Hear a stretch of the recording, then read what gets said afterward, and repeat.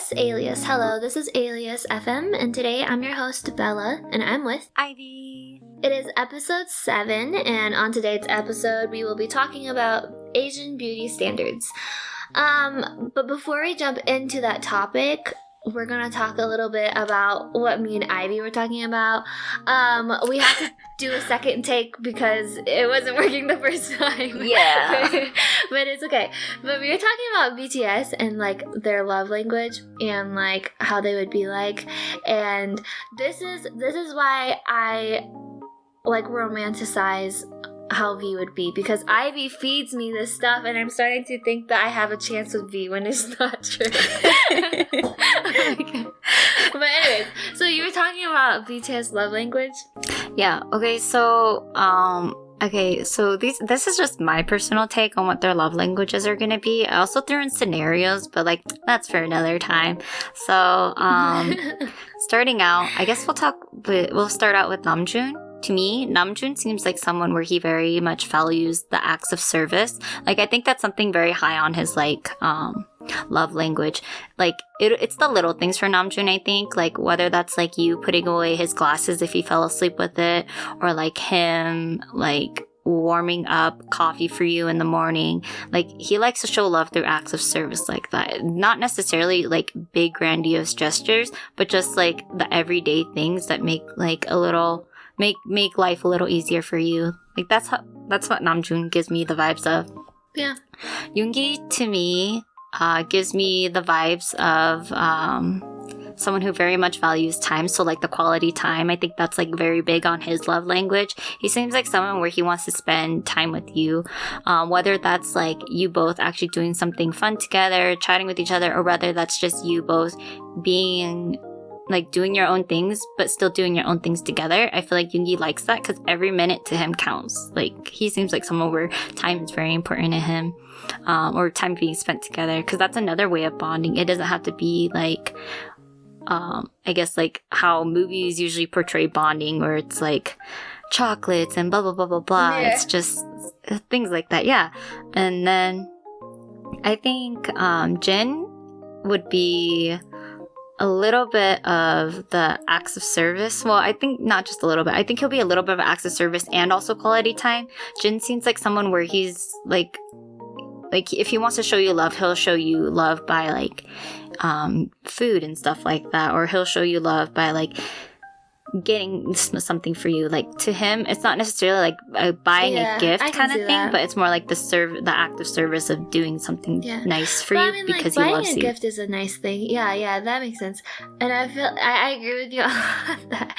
I can see, but I think Jin is probably the type that like wants to spend time with you, but like it's like different from Yoongi, because Yoongi would, like, if you're doing your own thing, he can do his own thing, but you guys would be doing it like together, if that makes sense. Yeah. Whereas Jin, I feel like if you're doing something, he'll do your something with you, and then you do what he wants to do, vice versa, and like I feel like he'd be like that. Yeah. So I think Jin's really on the quality time. And then Hobie, I think Hobie is for his access, for his love language. I think he's a little bit of the gift giving one, and then I also think he's a PDA one. I feel like Hobie is someone where he needs PDA.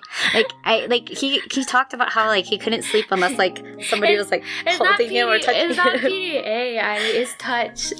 Yeah, he needs touch. Like I feel like Hobie, for him, like, he would be fine if you just held his hand kind of thing, like, that's enough for him. Like, he's somewhere where he just, like, wants to hold you or be held. Like, it's just the touch. And, like, it's so cute. And then, I think Jimin is words of affirmation. Don't even lie. We know he's needy. Jimin is definitely words of affirmation.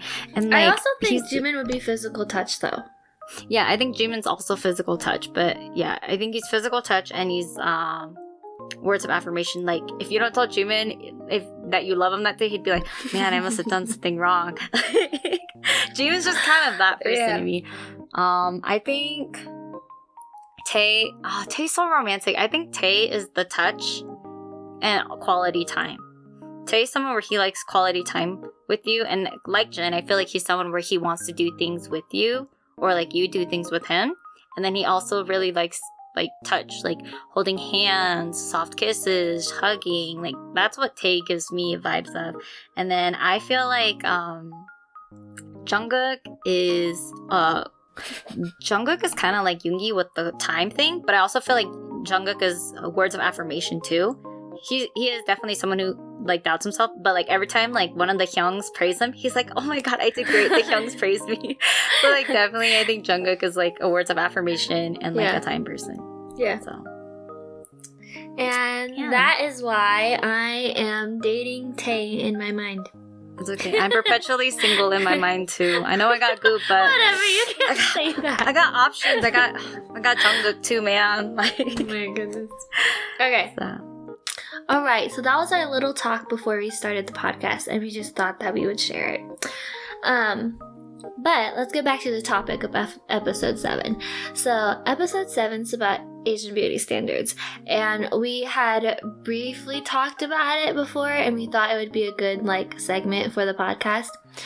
So we were talking about like how we as Asian Americans and many other younger girls feel like discouraged. I don't know if you would use the word ashamed, but I would say like discouraged by our own Asian beauty, and like how we struggle with it, and like like everyone struggles with self-love, but I mean like in the sense that like where the Asian beauty standards is set differently, especially when you're Asian American, you have like different cultural standards of Asian. You're kind of like in this weird space where like in America there are parts of you that they would consider pretty, and then like that is not considered pretty at all in Asia versus like when you're in Asia, there's some parts of you where it's just considered damn ugly, and in the US it's just considered it's okay, like, you know what I mean? So it's like we're kind of like in this weird struggle space. And it's space. Like it's like hard to like navigate sometimes, because it's like in one culture or one part of the world, or like that particular beauty standard is like considered beautiful, and then like on the other side of the world it's like no, it's not. Yeah, kind of, beauty standards are jank, bro. But yeah, so I was like wondering how you felt about like growing up as an Asian American, and how the standards of, we're just like specifically talking about beauty. I mean, other things play factors, of course, but like we're gonna try to stay towards the topic of beauty.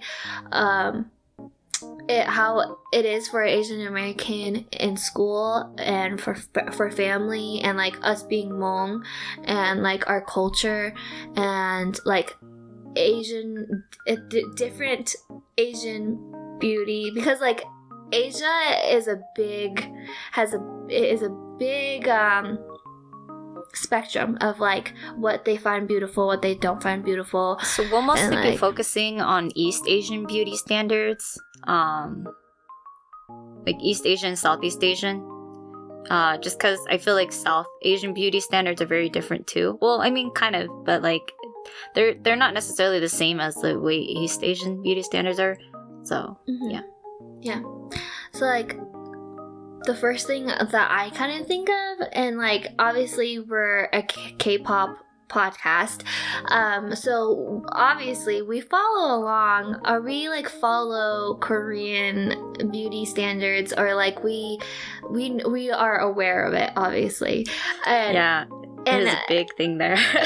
And like we do the skincare from like K-dramas, and like we do all that stuff, right? Because True Beauty made me spend money, y'all. Well, because it's like commercialized and everything. But like I remember when we were briefly talking about the topic, we were talking about how like Korean beauty is like the most known. Like Korean beauty is the like if you were to, I think the misconception in America is like when people think of a beautiful Asian, like I think the first thing you think of is probably like is a Korean person. And like when someone says that, oh, you look Korean, that is like a compliment. it's like a backhanded slap, man. Yeah, It's like a backhanded compliment. It's supposed to be it's supposed glorifying. to be a compliment, but at the same time, it's like kind of not a compliment because when you're not Korean and somebody tells you that you look beautiful because you look Korean, then it's like, yeah, like you said, backhanded slap. Like, it's a backhanded comment. It's like, am I not pretty if I'm not Korean then? Yeah. And yeah, so I definitely agree with that. I feel like for my personal struggle with, I guess, Asian beauty here as an Asian American, I'm only speaking from my experiences because I can't speak for everyone's experiences, but definitely for me as an Asian American growing up, I feel like beauty was always like at me, you know. I got bullied because like my eyes were quote unquote small to the white kids, but like in the Hmong community, my eyes are pretty big for Hmong people. So is Bella's. We have pretty big eyes. I feel like that's one thing every time with especially with me and Bella, when people meet us, they'll tell us that our eyes are pretty big. Like that's the one thing that people like about us. Yeah, same. So like I feel like for us in our Asian community, it's like we have big eyes because we have that slight hood at the end. But like to most Caucasian people, they're like, your eyes are small. Yeah, you know? Our eyes are considered small. Yeah. Yeah, and like they'll tell us, or like I also got made fun of like at my school because my nose was flatter. But then my nose isn't the flattest in our community either. And then I got told that I was dark too in at home. But it's funny that I'm told that I'm dark at home because when I go out to school, I'm actually not dark. And then also, you're so light compared to me. Bella's, yeah, and me and Bella's own friend group, like, this is why I don't like wearing shorts back when we had dance practice, was because I would glow. And like, so I feel like I felt like I was always in this awkward gray area where it's just enough. I'm never enough. I'm never pretty enough for one side, and it was just a lot on me. So like I kept trying to mold myself to what other people wanted until I realized like that was stupid. And so then I accept Jesus and I realized he loved me regardless. We're Christians, by the way, in case you guys don't know. I know. I think if they've been listening, they would catch on that we're Christian. Yeah.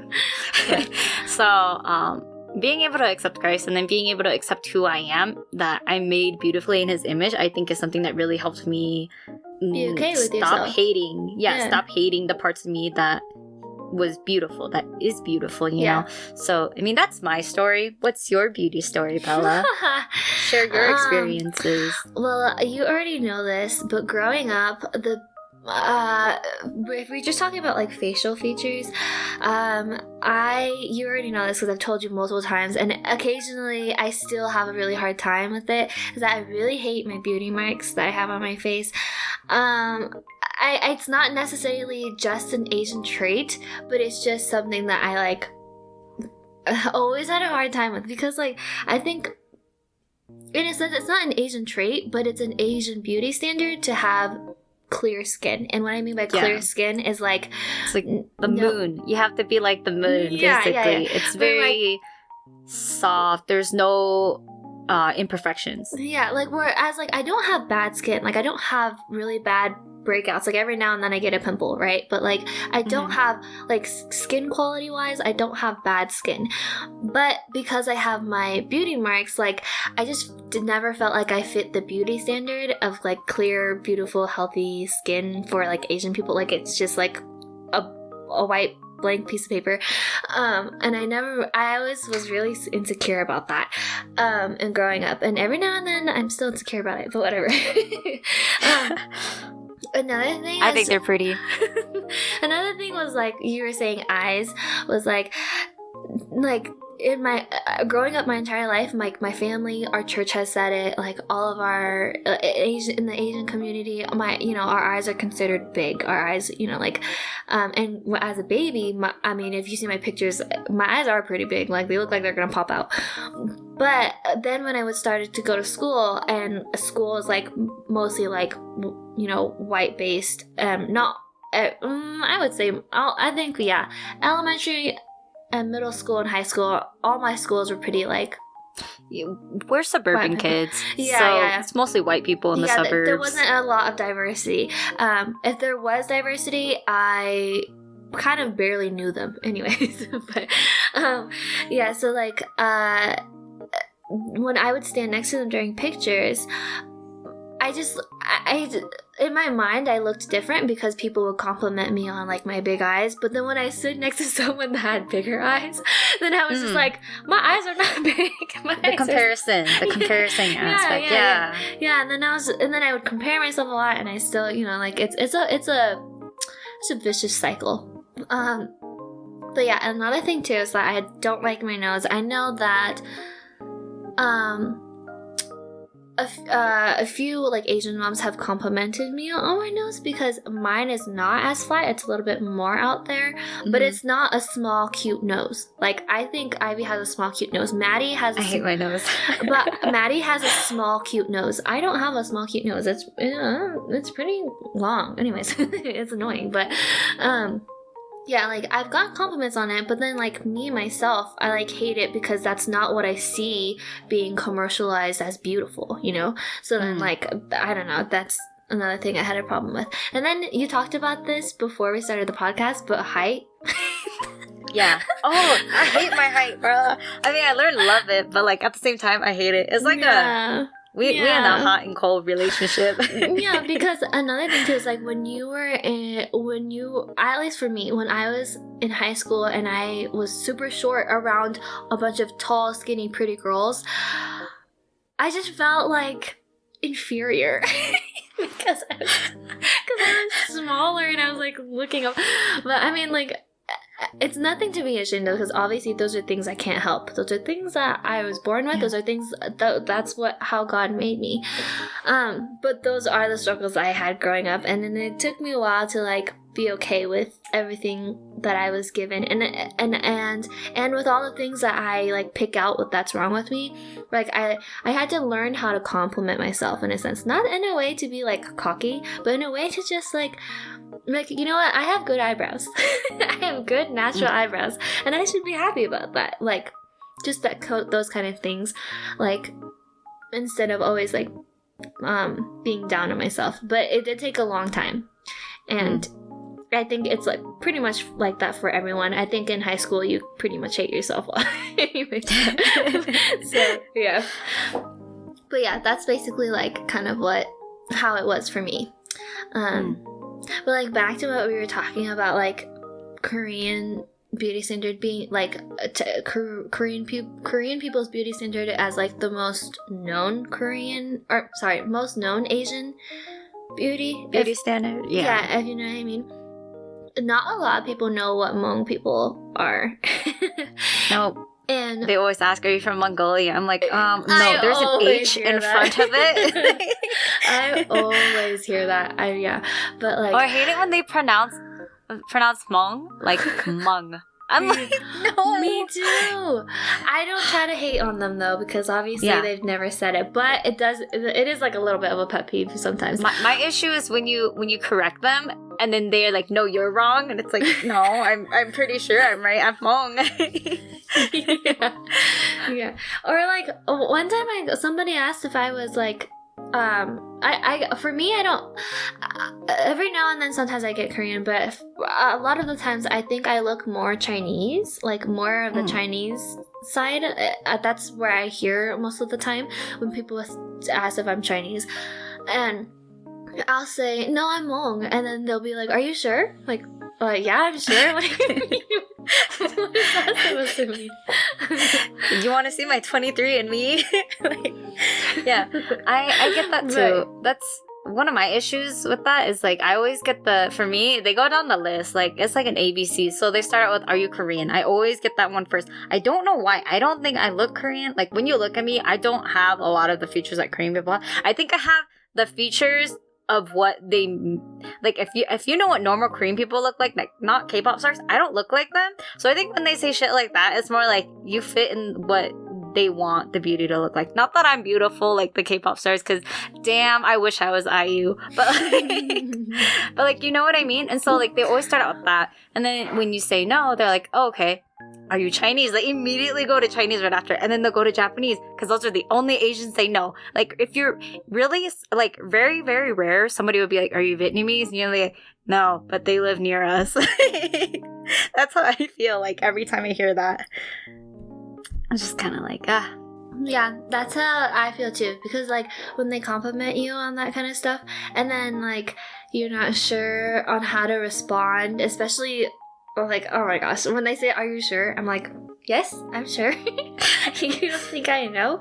Anyways, Yeah. but yeah, that's how I feel pretty much too. When like they ask me, like, yeah, I would say the first, when off the top of your head, like, I'm like kind of like talking to the audience about this. Really, it's like on the top of your head, what are the first like 3 Asians that you know? Like, I would say it would be Korean, Chinese, and Japanese. Those 3 are the most known. Maybe Vietnamese would be next, or Filipino. They're starting to say Filipino. They're slowly becoming a bit more aware of there being more than just 3 countries in their head, but like, yeah. Yeah, Filipino is kind of, there. I mean, I'm trying to think of more, but I mean, majority of the time, Hmong is not on that list. Yeah. And I just wanted to, like, reiterate that, like, it's a hard thing growing up as an Asian American, and I'm not saying that it's harder than anyone else's life, but I am saying it's we have our own problems, our own set of problems, and our own things that are like a struggle when you grow up that way. But anywho, I also wanted to talk about, besides just the face, like face features, facial features, about beauty standards. I also wanted to talk about body type, because I also think body type is a huge thing for girls, and this is specifically towards girls. Nothing against guys, okay, don't hate me, but I'm just I just really want to encourage the girls that listen, and the girls that are going through, self-love on your body and everything too. And like, so I did a little research, and the research that I went through was like the different type of body, like the different type of ideal woman, quote, like quotation mark, air quotes. Ideal woman. The different. The progression of ideal woman throughout time, and so like, what I started off with was like ancient Egypt, and that's with like the slender, narrow shoulders and wide hips and symmetrical face. The first thing that caught my attention was the symmetrical face, because I would not be considered. I feel like that's something that hasn't changed though. I feel like people still stress how pretty symmetrical face is all the time. Like have you seen that stupid challenge people have been doing on TikTok? Like, man, we need to have a whole video about like toxic beauty challenges that they put on TikTok. But one of them's like, if your face is like uneven and they're using like the mirror effect, then you're not pretty. I'm like, that's so messed up. So yeah, I feel like symmetrical face is still a thing that gets stressed in our modern day society. Modern in big quotes too. Yeah, because like when they, that challenge of like your symmetrical face, or what it's called, when they switch your face and how you look to other people, and your face is not symmetrical. Like, that's another thing that makes me really insecure, because I have my beauty marks on one side that are very distinct, and then my other beauty marks on the other side that are very distinct. So even if you were to invert my face around, you would be able to tell that it's different, because my beauty marks are so distinct. That made me really insecure. For me, I think my biggest insecurity with like the whole inverting image thing is my nose, because my nose is slightly tilted. It's not like aggressively crooked, it's just like slightly tilts. And like, I can see it, but everybody else who sees me, they say that they don't see it. I'm like, I can see it though. So like, that's like my biggest issue, is like, I can tell when the angle's off when a photo is like flipped. So yeah, that's how I feel too. Oh, another thing. Sorry, we're just like listing all the things about ourselves. But like fine. another thing is like when you invert my face, my eyelids are slightly different. My eyelids are not even. One is it's not mono, but it has a very small hood, and so much to where when I look up, one eye does look mono, and then the other eye has a bigger hooded crease. It has a bigger crease, so like it looks double-lidded, and so like that's another thing that made me insecure because you could tell when you flipped it. But anyways, I know everyone else can't tell, but me and Ivy can tell. So yeah, it's like the small things. It's a complex, guys. Well, we're learning to love it and get over it, but and so. Going off of, more of the historical body types, we were talking, the next thing is like ancient Greece, and that's like a plump body, full bodied, like light skinned kind of like features. And that like, and while I was doing all this research, I literally was looking at how much back and forth we're like going with like beauty standards, because it's like I don't like if you were just you can see my notes, but if the audience were to see my notes, it was like it literally goes from like slender to plump to slim and then to round again, and then it goes to like skinny again, and then it's like full chest, flat chest, and then it goes to like skinny legs to thicker legs, and like big butt, no butt, like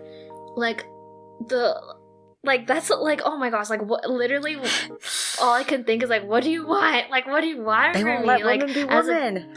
As a girl, like an ideal woman, like, oh my gosh, like it's just like so much back and forth. And like one of the like bigger examples is like in the 1930s and 1950s was like the golden age of Hollywood, which is like the curvy hourglass, which was, and I feel like that's somewhat of the mixture of all the back and forth, because it was like back and forth, like flat chest, big chest, flat, whatever, but it was like a mixture of the back and forth to where you get like this hourglass figure, which is like big breast, big, and then like a slim waist, like that. You know how difficult that is for a girl to like try to live up to, I guess, in a sense. It's like when you're given standards for like, air quotes, to be the ideal woman. It's just like super tiring and super exhausting, and speeding up to today's modern beauty, like the 2000s and today, is usually you have the flat stomach. Everyone wants a flat stomach. I think everyone wants healthy skin, like what I was saying, and then they want a big large chest, big butt, and then this is like added, like it's like a new thing added on every century, but the new thing that's added on is keeps getting bigger. The next thing that's added on is the thigh gap. And I know everyone wants to look like that, and like I don't know, I just feel like it's so discouraging that the fact that we even have this list is kind of like it's so much. It's so much for like your mental health and your physical health. And, it's hard to be a girl. Also, I'm not gonna sit down here and lie and say like none of this affects me, because like, bro, it does affect me. Like, wanting the idea of what beauty is, it affects me. I'm not gonna sit around here and be like, I'm fine, and I say F you to society. I mean, I still say F you to society, but like that kind of stuff still kind of sticks, it's a struggle, and it's something that I'm struggling with, and I'm pretty sure a lot of other girls are still struggling with. Like, these are things that we know are unrealistic, but we still measure ourselves to stuff like this. And I think it's become so ingrained in society that we just kind of like have the idea of like, if we're not pretty, then what? Which is not true, because there are a lot of other things that you can be.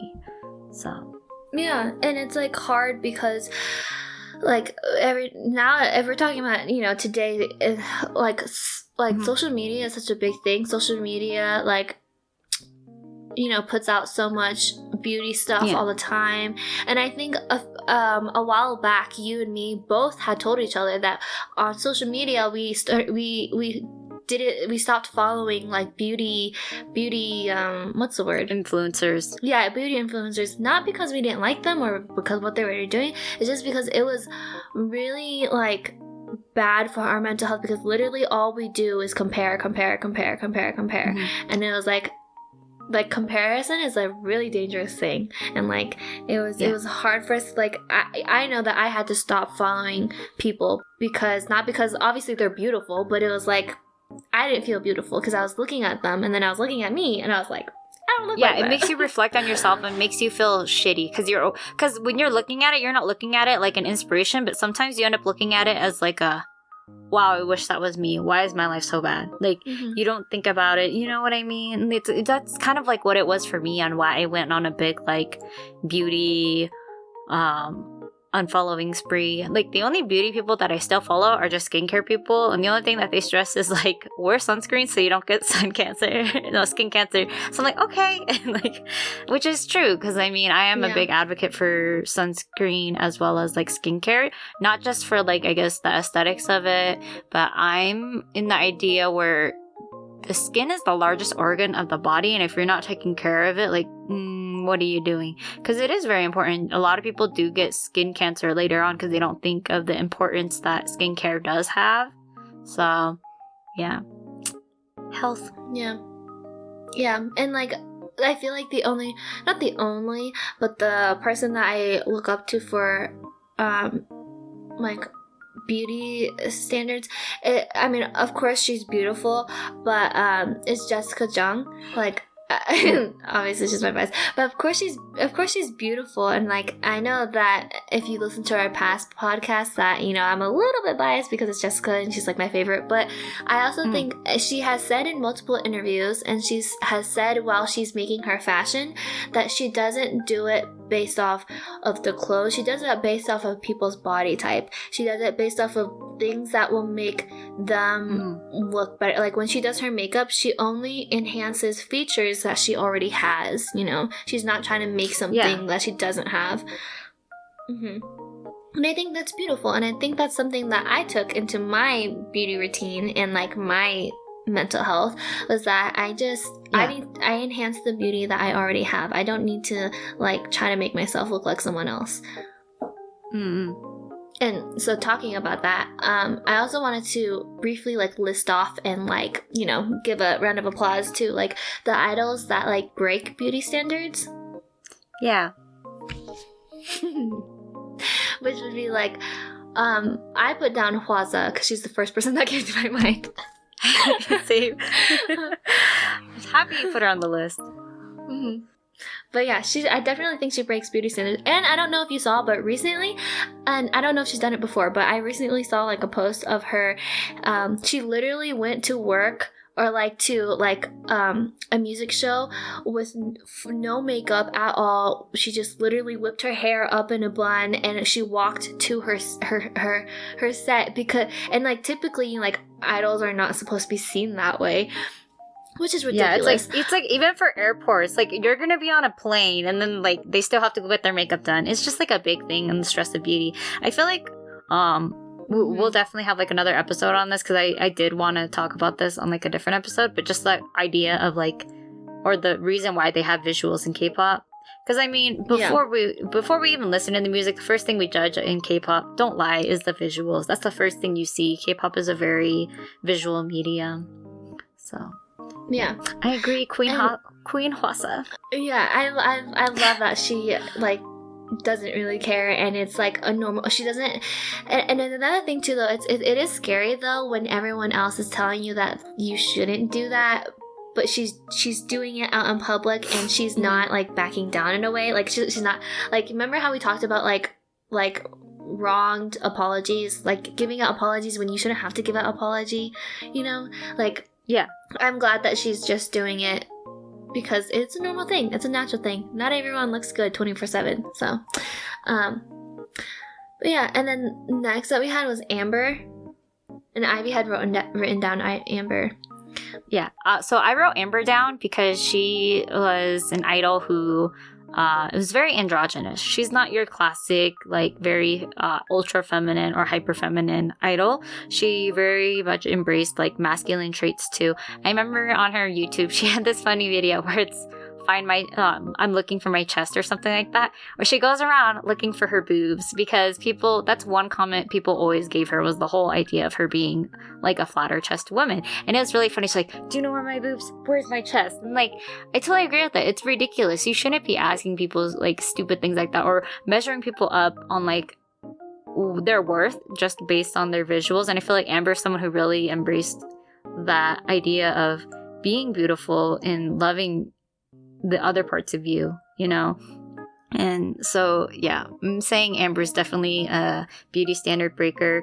Never once did she fall into that standard of having to get the V-shaped face with the long hair, ultra feminine like vibes. Nope, she was staying true to herself, and I love that. And so, yeah, shouting I out love Amber. that too. And then next we wrote down Hyorin and Bora, mostly Hyorin because of her skin. She's super dark, and for Korean beauty standards, it's not necessarily like highly looked upon to be super dark. I think maybe now it might be a little bit more okay because Hyorin broke the beauty.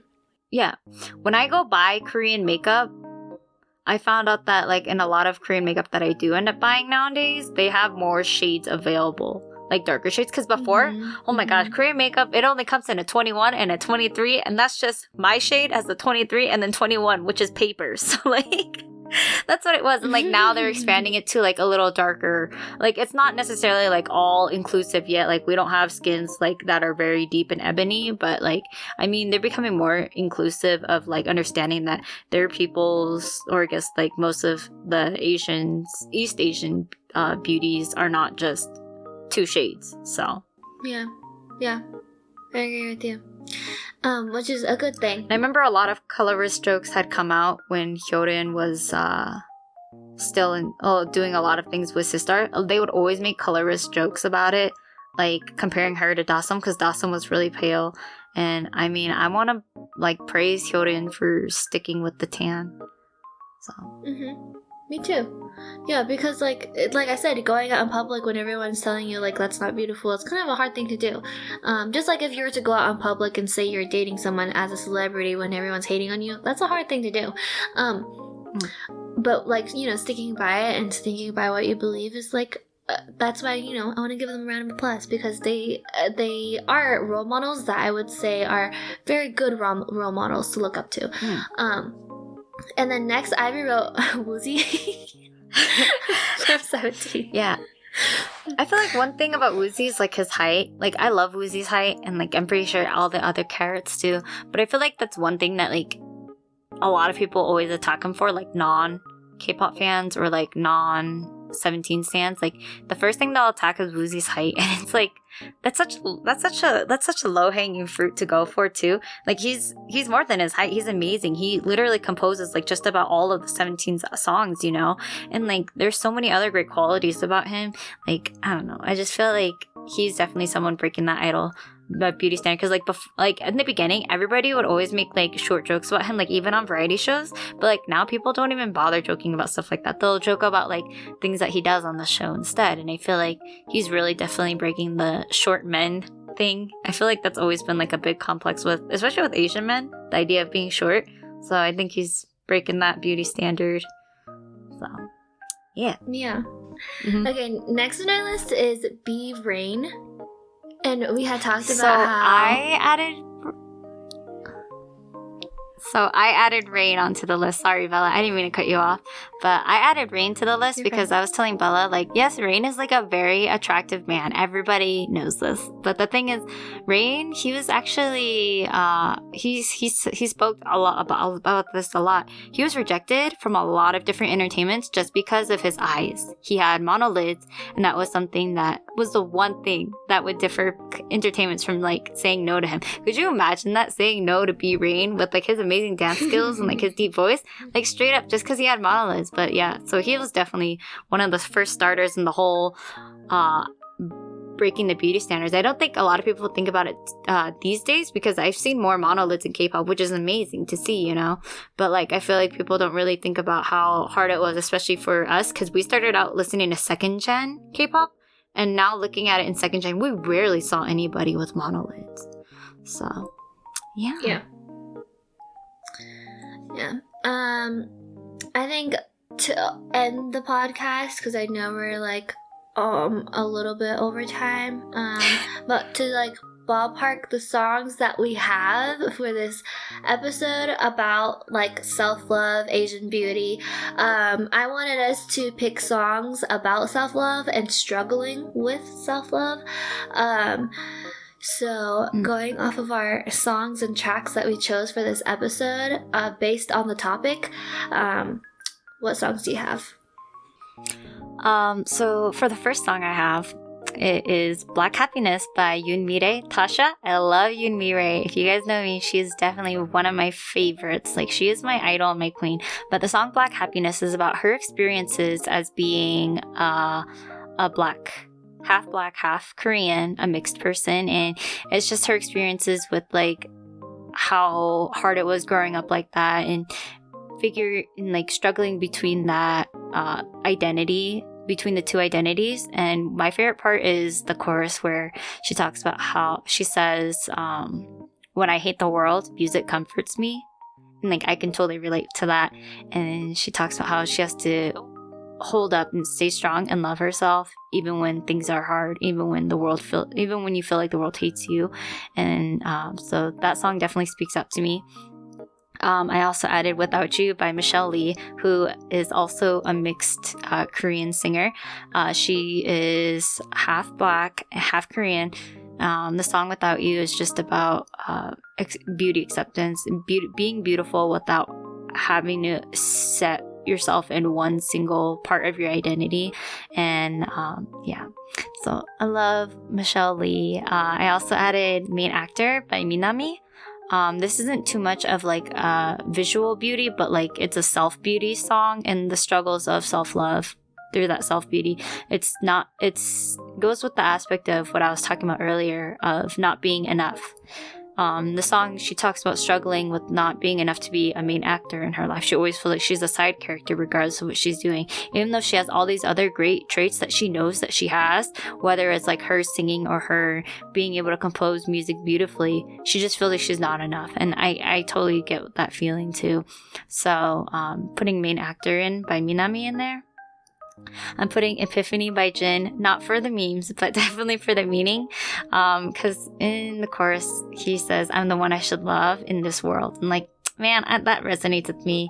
And it's the whole struggle of loving yourself, which is what BTS literally dropped 3 different albums for. So, yes, putting that on my playlist recommendations this week. I'm also putting Amber's Beautiful, the song about being able to take yourself on your own wings and fly away from all the chain and all the burdens that society throws on you for what is beautiful, and like accepting your true self. I'm putting Reflection in by Rap Monster. This is before he was RM, so I'm gonna say Rap Monster. Yeah, so I'm putting Reflection in because the song's just Namjoon reflecting in on his life, and how self-love was a struggle. And this is before the Love Yourself era, so you could really hear like his raw thoughts in this song. I put Complex by Zion T because Zion T is a god and I love him. So the song Complex is just like about him picking apart the things that people already pick apart on him. Like, he talks about his looks, he talks about his height, he talks about his voice. These are all things he gets criticized for, and he has complexes himself on it, and he's struggling to learn how to like these things. But at the end, he realizes that he can't change these things because these are a part of him, and he has to learn to love it. And so I freaking love Complex by Zion T. And then for my last song recommendation, I'm doing Uncover by Seulgi. Seulgi also has monolids, so bless Seulgi. But the song Uncover is about being able to uncover yourself and be your truest self that you can be. A lot of times especially like as an idol, you have a mask on, or you have a set I guess I don't like saying the word character because that sounds very inauthentic, but sometimes you do have a character. You do have a face that you have to uphold versus like in this song Uncover. If you watch the music video, it's very like beautiful too in the way she explains how she's being her true self, because at the beginning she does like more, I guess, like quote unquote stereotypical idol things, and at the end when she finally breaks free of like looking through that maze of mirrors, she's like doing the best dancing skills I have ever seen. And like we never get to see those with SM. You know, they have their idols very compartmentalized. We don't really get to see like the talents that they've been working on or like something that they've been very passionate about or raw about like this. So I really love Uncover by Seulgi. What are your songs, Bella, that you're recommending to the listeners this week? So the first song that I have on my recommendation for anyone who's listening is Ugly by 2NE1. I think literally the title itself is like ugly because like I think it's the mental health and the vicious mental cycle when somebody tells you you're beautiful, but you've been so like programmed to think that, you know, they're lying or you know like conditioned, you know, like, yeah, don't lie to me because, you know, you feel ugly and all that kind of stuff, which is I listen to that all the time, especially, you know, when you're ugly crying and you're listening to it. But yeah, and then the next song I have is I Am Strange by Lee Hi. I really like this song. I really like the lyrics too, because the lyrics are like, basically she's talking about how she feels like she feels like she's the same as everyone else because she has two eyes and she has long hair, or not long hair, but she has hair. She has two eyes, she has a nose, a mouth, and hands and legs. Like she's like just like any other person on this planet, but for some reason, you know, like she's not. Like everyone is saying that she's different, she's strange, she is. And then I think in the chorus it goes off of like her doubting herself, if that makes sense. In the chorus she's starting to question, like, am I strange, am I different, am I like, you know, different from like different as in a sense like not considered beautiful, you know, compared to someone else. So I really like that song. And then Ugly Duckling is my IU. I used to listen to that song all the time. And Ugly Duckling is just also about being an ugly duckling, you know, and I really like that song too, so I listen to that a lot too. And then Red Lipstick Red Lipstick is by Bubblegum 4. I think they're called Bull 4 now, but I always call it Bubblegum. Bubblegum song. Yeah, so it's yeah, so Red Lipstick is by them, and I recommend this song because it's kind of like a sassy song-ish where she's wearing red lipstick and it makes everyone notice her, or they notice that she's it's a bold statement, kind of like a bold statement, if that makes sense, you know. And then next is Ain't That Pretty by Ailey, and I had said this in a previous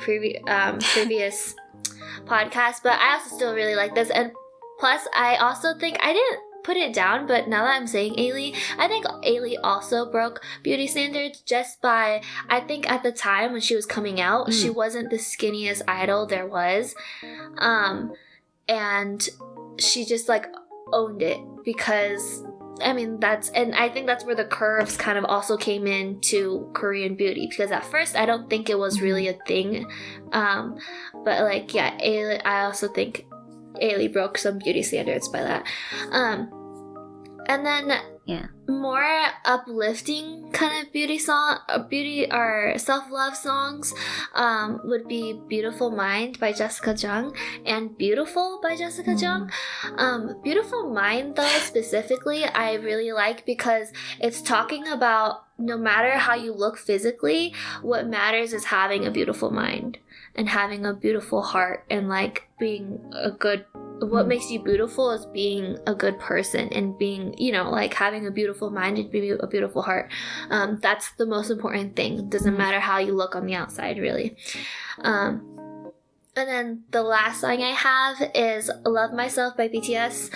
I think if you listen to the song, it's pretty self-explanatory about how loving yourself is probably one of the hardest things anyone will do while growing up in their life. And it's a hard thing. Self-love is a hard thing. Yeah, it's a never-ending thing, that's for sure. And I feel like a lot of people think that, or a lot of people have that misconception where when they love themselves, they think that they're good, but it's like a never-ending thing. It doesn't just stop once you start learning how to love yourself. Like, that's not where self-love stops, you know? Self-love doesn't stop when you start taking care of yourself. Self-love is something that you have to do constantly. So...